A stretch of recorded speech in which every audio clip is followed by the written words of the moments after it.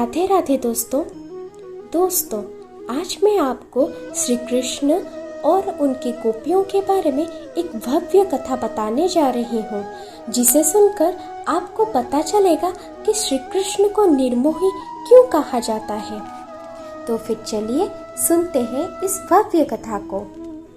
एक बार गोपियों ने श्री कृष्ण से कहा, हे कृष्णा, हमें अगस्त्य ऋषि को भोग लगाने को जाना है और ये यमुना जी बीच में पड़ती है। अब तुम बताओ हम कैसे जाएं? भगवान श्री कृष्ण ने कहा, जब तुम यमुना जी के पास जाओ तो उनसे कहना कि हे यमुना जी, अगर श्री कृष्ण ब्रह्मचारी है तो हमें रास्ता दो। फिर गोपियां हंसने लगी कि लो, ये कृष्ण भी अपने आप को ब्रह्मचारी समझते हैं। सारा दिन तो हमारे पीछे पीछे घूमते हैं, कभी हमारे वस्त्र चुराते हैं, कभी मटकियां फोड़ देते हैं। खैर, फिर भी हम बोल देंगे। फिर गोपियां चल पड़ी यमुना जी के पास। यमुना जी के पास जाकर गोपियां बोली कि हे यमुना जी, अगर श्री कृष्ण ब्रह्मचारी है तो हमें रास्ता दे। और गोपियों के कहते ही यमुना जी ने रास्ता दे दिया। गोपियां तो सन्न रह गई कि ये क्या हुआ, कृष्ण और ब्रह्मचारी। अब गोपियां अगस्त्य ऋषि के पास गए और उन्हें भोग लगाए। फिर जब गोपियां वापस आने लगी, उसी वक्त गोपियों ने अगस्त्य ऋषि से प्रश्न किया, मुनिवर, अब हम घर कैसे जाएंगे? यमुना जी बीच में ही तो है।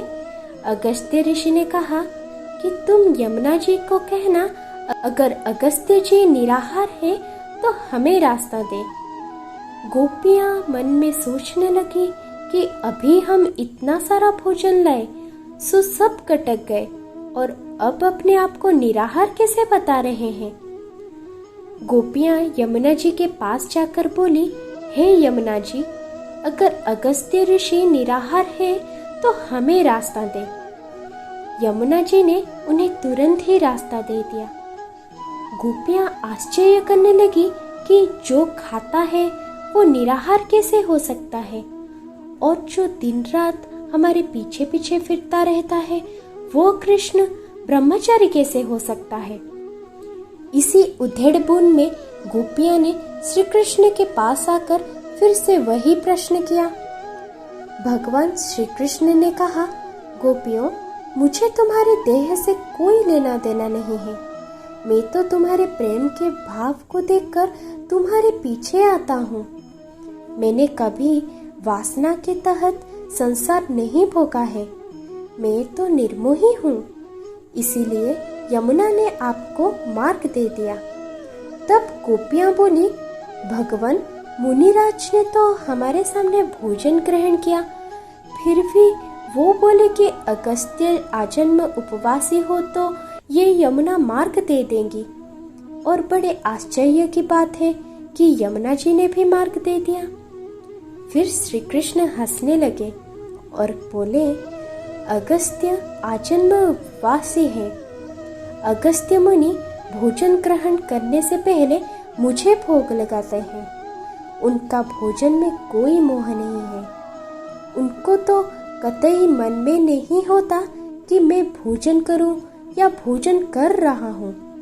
वो तो अपने अंदर रह रहे मुझे ही भोजन कराते हैं, इसलिए वो आजन्म उपवासी है। दोस्तों, ये कथा सुनकर आपको कैसे लगा, हमें कमेंट्स के माध्यम में जरूर बताइएगा। जय श्री कृष्ण।